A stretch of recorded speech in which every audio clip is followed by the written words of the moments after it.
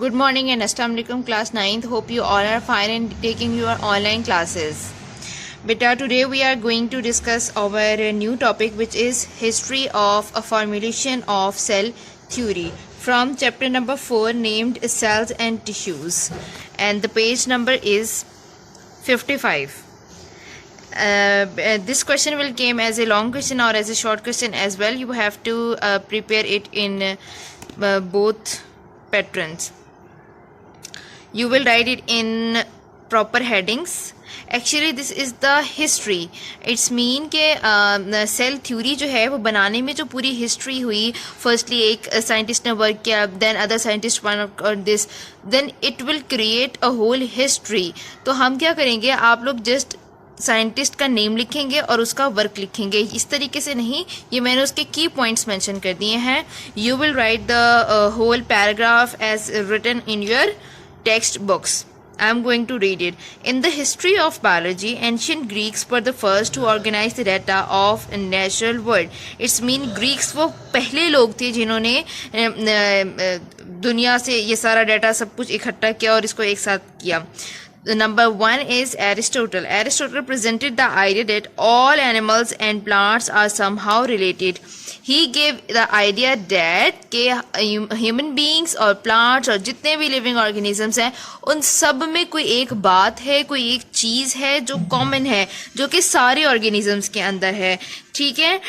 Later this idea gave rise to a question like, is there a fundamental unit of structure shared by all organisms? जब इसने कहा कि सारे organisms और सारे plants, animals सारे related हैं किसी एक point से, तो फिर हमें बाद में ये एक क्वेश्चन बना कि ज़रूर कोई एक चीज़ होगी, कोई एक पॉइंट होगा जो इन सब में कॉमन होगा. ठीक है. But before the microscope was first used in 17th century, no one knew with certainty that living organisms do share a fundamental unit, that is cell. Aristotle gave us the idea that animals and plants share a fundamental unit. He doesn't know कि it was the cell. उसको नहीं मालूम था कि वो cell है, क्योंकि उस वक्त माइक्रोस्कोप थी ही नहीं, हम छोटी चीज़ों को बड़ा करके देख ही नहीं सकते थे, तो हमें पता ही नहीं था. तो इसलिए हमने कहा कि जो है एरिस्टोटल ने जस्ट आइडिया दिया, और 17th सेंचुरी से पहले हमें सिर्फ इतना पता था कि कोई फंडामेंटल यूनिट है जो कि एनिमल्स और प्लांट्स दोनों आपस में शेयर कर रही हैं. लेकिन अब हमने पता है कि एरिस्टोटल ने बिल्कुल सही बात की थी, और वो फंडामेंटल यूनिट क्या था, वो सेल था. Next, cell. Robert Hooke. You can mention heading here like Robert Hooke. Cell was first described by British scientist Robert Hooke in 1665. This one is very important. MCQ type, short question type, market. Okay. Cell सबसे पहले किसने describe किया था? Robert Hooke ने. कब? 1665 ने. और उसने क्या वर्क किया था? He used his self made light microscope. उसने खुद से लाइट माइक्रोस्कोप बनाई थी to examine a thin slice of cork. एक थिन स्लाइस, उसने कॉर्क लिया, उसके थिन स्लाइसेस काट लिए, उस थिन स्लाइस को उसने क्या किया? लाइट माइक्रोस्कोप के अंदर एग्जामाइन किया. He observed a honeycomb of tiny compartments. Honeycomb क्या होता है? मक्खियों का जो छत्ता होता है उसको हम क्या कहते हैं? हनी कॉम्ब. वो आप लोगों ने देखा होगा कि बहुत सारे क्या होते हैं, उसमें सुराख से होते हैं और ऐसा लगता है वो बहुत सारे कंपार्टमेंट्स हैं, टाइनी एम्प्टी कंपार्टमेंट्स हैं. तो वही जो हनी कॉम्ब का स्ट्रक्चर होता है उसने वो किस में देखा? उसने वो कॉर्क में देखा. He called the compartments in cork as celluli. और बाद में उसने क्या कहा? ये क्या है? celluli. His term has come to us as cells. अब हम उस टर्म को जानते हैं किस वजह से? cells के नाम से. Because Robert Hooke gave us the idea of cell and named it as celluli. The first living cells were observed a few years later by Dutch naturalist Antony van Leeuwenhoek. This one is the work of Antony van Leeuwenhoek. He observed a tiny organisms from pond water under his microscope and called them as animalcules. उसने क्या किया? Pond यानी कि जो तालाब का पानी था उसने लिया और उसको माइक्रोस्कोप के अंदर उसने ऑब्जर्व किया और उसने उसके अंदर छोटे छोटे ऑर्गेनिज्म देखे. Then he called them as animalcules. ठीक है. हमने ये तीनों साइंटिस्ट का वर्क पढ़ लिया है और ये आपने अच्छे से मार्क कर लेना है। नीचे हमारे पास है, उन्होंने कुछ रॉबर्ट हुक के बारे में दिया, was a chemist, mathematician and physicist. It's mean chemistry भी में भी उसने केमिस्ट भी था, वो मैथमेटिशियन भी था, फिजिक्स मतलब फिजिक्स से रिलेटेड जो था उसने वो भी काम कर रखा था। His remarkable engineering abilities enabled him to invent and improve many mechanical devices. इस मीन कि उसके अंदर क्या थी, इंजीनियरिंग, उसके अंदर बहुत अच्छी माने जानने वाली, काबिलियत रखने वाली इंजीनियरिंग की एबिलिटीज थी, जिसकी वजह से उसने बहुत सारी मैकेनिकल जो डिवाइसेस थी वो भी इन्वेंट की, including timepiece, the quadrant and Gregorian telescope. His observation about the section of cork is also illustrated here. It's mean कि इसने बहुत सारा काम किया। तो रॉबर्ट हुक ने सबसे पहले I am gonna summarize the whole lecture for you. History of formulation of cell theory. Aristotle gave us the idea of fundamental unit, which then came as a cell. After this, Robert Hooke described cell. How he described cell? He examined a thin slice of core under the light microscope and examine and tell us the honeycomb-like structure and tiny compartments. Then he called them as a celluli. After this, Antony van Leeuwenhoek came and he observed tiny organisms and then called them animalcules. Assalamu alaikum class 9. Today we are going to discuss our remaining topic of history of formulation of cell theory, which we have studied in our previous lecture too.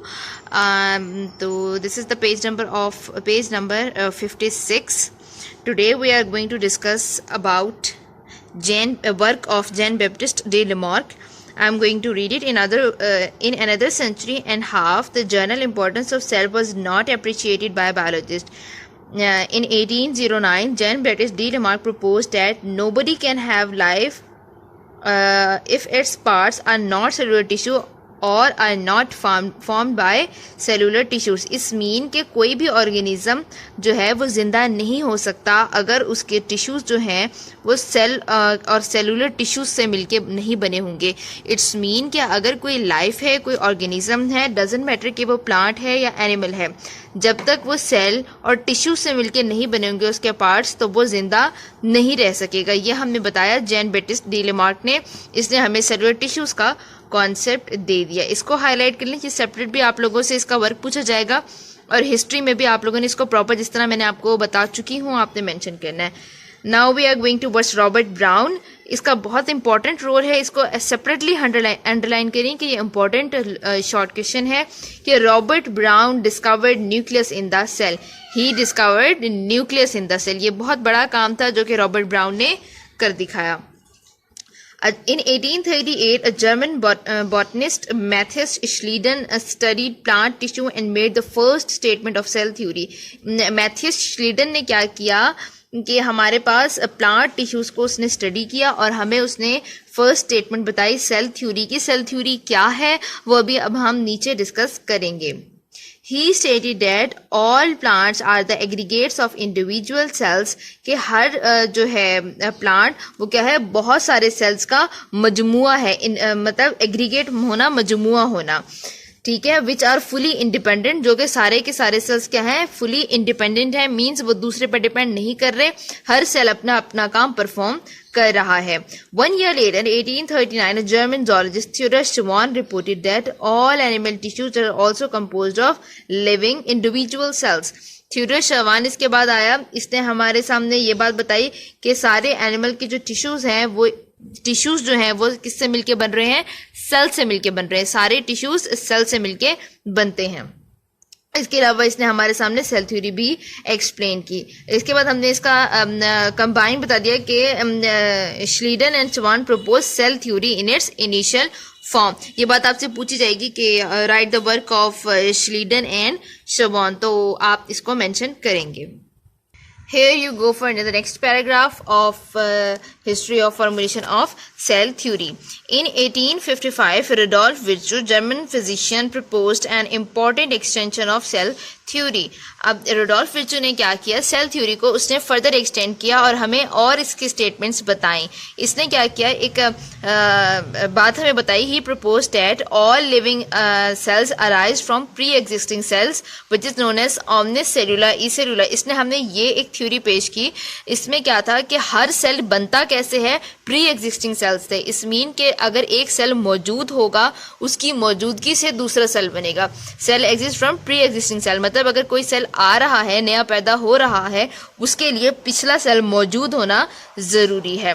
इसके बाद हमारे पास है Louis Pasteur 1862। Louis Pasteur provided experimental proof of this idea. Louis Pasteur ने क्या किया, रोडोल्फ विर्चू के idea को एक्सपेरिमेंटल प्रूफ किया।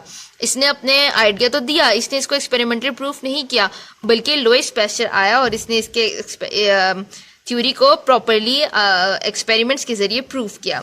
Cell theory is regarded as one of the most fundamental knowledge in the biology. It's mean कि पूरी biology in cell theory पे base कर रही है। अब जितने भी साइंटिस्ट का वर्क हुआ है, सब के बाद जो हमारे पास एक हम कहते हैं ना रिजल्ट आ जाना, तो वो है हमारे पास cell theory. It has wide-ranging effects in all fields of research. After the initial presentation of cell theory by Schleiden and Chabon, many details of cells were studied and cell theory was extended. Cell theory in its modern form included the following principles. आपने ये नीचे के 3 points जो हैं बेटा, ये बहुत अच्छे तरीके से याद करने हैं, हर लिहाज से याद करने हैं आपने। I am going to write it. All living organisms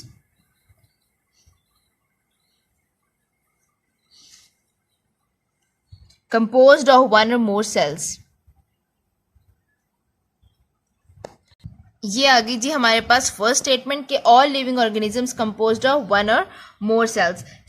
second one is cell is the smallest living thing, the basic unit of organisation of living organism. Second point is that cell is the smallest living thing. Cell क्या है, सबसे छोटा living thing है। The basic unit of organisation of living organism, और ये living organisms की basic organisation है। Number third is cell arise by pre existing cells. It's mean किसी भी सेल को पैदा होने के लिए, बनने के लिए ऑलरेडी एक सेल का मौजूद होना ज़रूरी है। ये नहीं कि सेल खुद ब खुद से नमूदार हो जाएगा, कुछ भी ऐसा नहीं होगा। पहले एक सेल होगा, वो डिवाइड करेगा तो 2 सेल बनेंगे। It's mean cells arise only by previously existing cells. Next we have very short topic of subcellular and acellular particles. I have already explained it in chapter number 3 in status of virus के जो viruses हैं, prions हैं और viroids हैं, they are not considered as organisms. इनको हम organisms consider नहीं करते, so they are not included in 5 kingdoms. Now I am going to read it. According to the first principle of cell theory, all organisms are composed of one or more cells. हमने cell theory discuss किया, हमने कहा सारे organisms एक या एक से ज़्यादा cells से बनते हैं। फिर यहाँ में क्या बता रहे हैं कि वो virus, prions and viroids are not composed of cells. ये तो बल्कि cells से मिलके बन ही नहीं रहे हैं। They are subcellular और acellular particles. ये तो subcellular और acellular particles हैं, ठीक है, तो हम इनको ऑर्गेनिज्म की कैटेगरी में रख ही नहीं सकते। They do not run any metabolism inside them. इनके अंदर कोई मेटाबॉलिज्म का प्रोसेस नहीं होता। मेटाबॉलिज्म होती है तोड़ फोड़। They can show some characteristics of living organisms. It's mean कि इनके अंदर कुछ कैरेक्टरिस्टिक्स हैं लिविंग ऑर्गेनिजम्स जैसे, that is they can increase in number. ये क्या करते हैं, अपना नंबर इंक्रीज करते हैं, मतलब 1 से 2 वायरसेस हो जाएंगे, 1 से 2 वाइरस हो जाएंगे, 1 से 2 प्रायंस हो जाएंगे।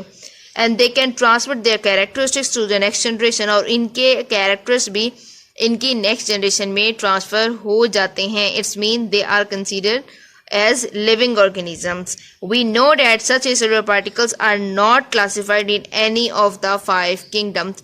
इनके अंदर कुछ कैरेक्टर्स तो हैं लिविंग वाले, और इनके अंदर बहुत सारे ऐसे कैरेक्टर्स हैं जो इनको बता रहे हैं कि ये ऑर्गेनिज्म ही नहीं है। That's why हम इनको 5 किंगडम में नहीं रखते, क्योंकि हम इन्हें ऑर्गेनिज्म ही कंसीडर नहीं करते। I hope you understand the lecture very well. Thank you for taking this online class.